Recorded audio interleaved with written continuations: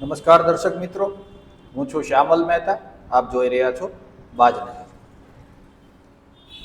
મિત્રો, સામાન્ય રીતે ચૂંટણીઓ આવે ત્યારે વિવિધ રાજકીય પક્ષોના નેતાઓ આક્ષેપો અને પ્રતિ આક્ષેપોનો મારો ચલાવતા હોય છે. જાણે બાપે માર્યા વેર હોય તેવા આકરા નિવેદનો કરતા હોય છે.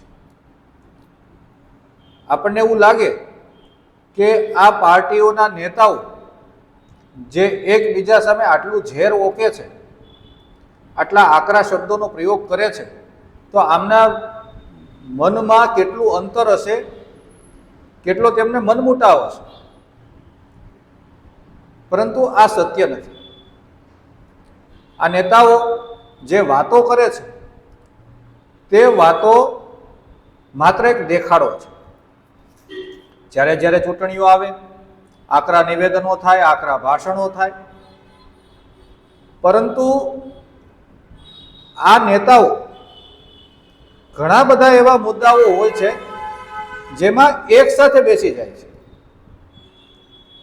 હવે વિચાર કરો કે કોઈ પગાર વધારો કરવાનો છે, સંસદમાં કરવાનો છે કે વિધાનસભામાં કરવાનો છે, ત્યારે ક્યારેય આ કોઈ પાર્ટીઓ વચ્ચે, કોઈ નેતાઓ વચ્ચે મતભેદ જોવા મળતા નથી. મનભેદ તો તેમની વચ્ચે ક્યારેય હોતા જ નથી. પરંતુ જે સામાન્ય રીતે તૂતું મેમે કરતા લોકો હોય છે તેમાં આ મામલે ક્યારેય મતભેદ જોવા મળતા નથી. તેઓ બધા જ એક જ પંગતમાં બેસી અને પગાર રૂપી પ્રસાદ આરોગવા બેસી જાય છે. માત્ર લોકોના દેખાડા માટે વિચારધારાની વાતો કરે છે. આમાં તેમને ક્યાંય વિચારધારા પણ આડી આવતી નથી. બીજી વાત, કેટલાક એવા મુદ્દાઓ હોય છે જ્યાં તેમના સમાન હિતો ટકરાતા હોય છે. સમાન હિતો હોય છે એટલે એવી બાબતોમાં પણ આ નેતાઓ મૌન ધારણ કરીને બેસે છે. અમરેલીની વાત કરીએ ઉદાહરણ તરીકે, તો અમરેલીમાં લાંબા સમયથી એક હાઉસિંગ બોર્ડ સોસાયટીમાં દબાણનો મુદ્દો છે. એક રસ્તા પર દબાણ થયેલું છે. સિવિલ હોસ્પિટલની પાછળ આવેલા મેડિકલ કોલેજ દ્વારા દબાણની ફરિયાદ છે. અનેક વખતે રજૂઆતો થયેલી છે.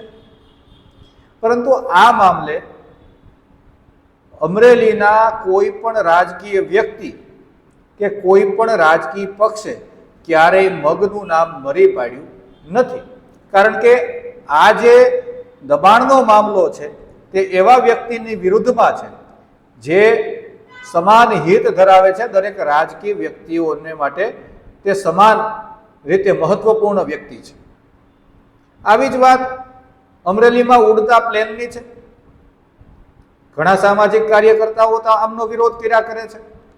ચિત્તલ રોડ જેવા વિસ્તારને તો ખૂબ પરેશાની છે. ખૂબ નીચે ઉડતા વિમાનો તેમના માટે ખૂબ જ હાલાકીનું કારણ છે. પરંતુ આ મામલે પણ રાજકીય પક્ષો અને રાજકીય વ્યક્તિઓમાં એક મોંઘી સહમતિ જોવા મળે છે. આવી જ બાબત અમરેલીના માણેકપરા વિસ્તારની છે, જ્યાં મોટા મોટા બિલ્ડિંગો ઊભા થઈ ગયા છે. સર્વસંમતિથી મંજૂરી મળી અને આ બિલ્ડિંગો ઊભા થયા છે. અહીંયા ક્યાંય પાર્કિંગ જોવા મળતું નથી. ટ્રાફિક જામની સ્થિતિ જોવા મળે છે. આવી સ્થિતિમાં પણ આમ સહમતિ હોય તેવી રીતે દરેક નેતાઓ ભેદી મૌન ધારણ કરીને બેસે છે. એટલે રાજકીય વ્યક્તિઓ જે સામસામા કાદવ ઉછાળ પ્રવૃત્તિઓ કરતા હોય છે તેઓ વધારે કાદવ ન ઉડી જાય તેનું પણ ધ્યાન રાખતા હોય છે. કારણ કે સામેવાળો જે પ્રતિસ્પર્ધી દેખાય છે તે આપણા માટે પ્રતિસ્પર્ધી છે. તેમના માટે તો તેઓ આવતીકાલનો સાથીદાર પણ હોઈ શકે છે. તાજેતરમાં આપણે ભાવનગરની અંદર જોયું, એક મહિલા નેતા જે ભાજપમાં હતા, તેઓ કોઈ બાબતે ભાજપથી નારાજ થયા અને કોંગ્રેસ કાર્યાલયમાં જઈને બેસી ગયા. ત્યાંના કોઈ નેતાના હાથે તેમણે ખેસ પણ પહેરી લીધો કોંગ્રેસનું. ત્યારબાદ શું બન્યું? તેમણે ભાજપ પર આક્ષેપોનો વરસાદ વરસાવ્યો. દલિતો સાથે અન્યાય થાય છે, લઘુમતીઓની અવગણના થાય છે વગેરે પ્રકારના નિવેદનો આ મહિલા નેતાએ આપ્યા.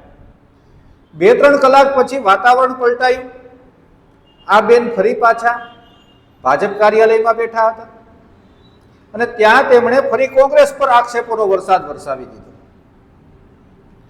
અને તેમણે કહ્યું કે આ કોંગ્રેસના લોકોની દોરવણીથી અને ચડામણીથી તેમણે આ કામ કર્યું. તો આ 5-5 વર્ષ સુધી કોઈ સદસ્ય પદે રહેલા હો અને તમે આટલી નાની નાની વાતમાં ચડામણીમાં આવી જાઓ તો તમને પ્રતિનિધિ બનવાનો શું હક છે? એટલે આ એક સગવડિયો ધર્મ છે. આપણે ગુજરાતીમાં કહેવાય છે કે આને લકડહંધાળ કહેવાય. મહાભારતના યુદ્ધની અંદર યુદ્ધ પૂર્ણ થયું, અનેક સૈનિકો વીરગતિને પામ્યા, અનેક મહિલાઓ વિધવા થઈ, અનેક બાળકો અનાથ બન્યા, અનેક વૃદ્ધોને તેમનો કંધોતર જતા રહ્યા. મહાભારત યુદ્ધની વાત કરીએ છીએ. તો ત્યાર પછી શું કરવું? એક આખું વેર વિખેર થઈ ગયેલું સામ્રાજ્ય. ત્યારે દુર્યોધનની પત્ની, જેનું નામ ભાનુમતી હતું, તેમના માટે કહેવત કહેવાય છે, કહી કી ઈટ કહી કા રોડા, ભાનુમતીને કુનબા જોડા. કુનબા એટલે પરિવાર. એમ ક્યાંકથી કોઈકને વિધવા મહિલા છે, કોઈ એવો વ્યક્તિ છે, તેમના પરિવારને બધાને જોડી દીધા અને એક પરિવારને તેણે ફરી બેઠો કર્યો. આ ભાનુમતીની બુદ્ધિ અને કુનેહની વાત છે.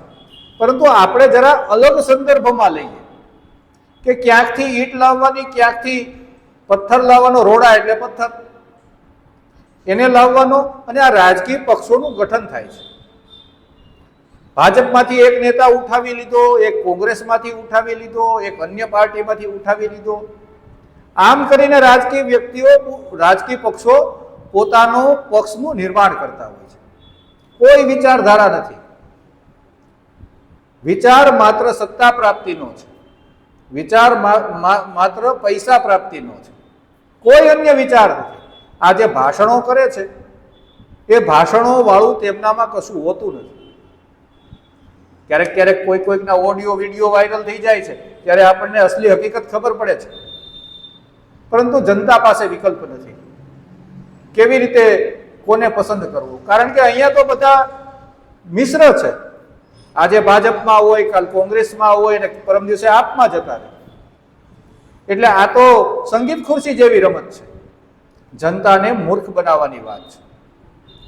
કોઈ રાજકીય વ્યક્તિની કોઈ વિચારધારા હોતી નથી.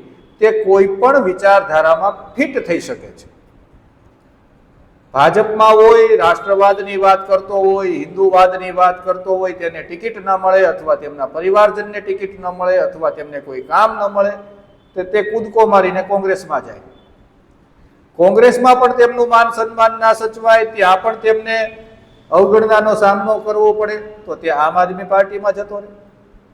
આમ આદમી પાર્ટીમાં પણ તેમને જે જોઈએ છે તે ન મળે.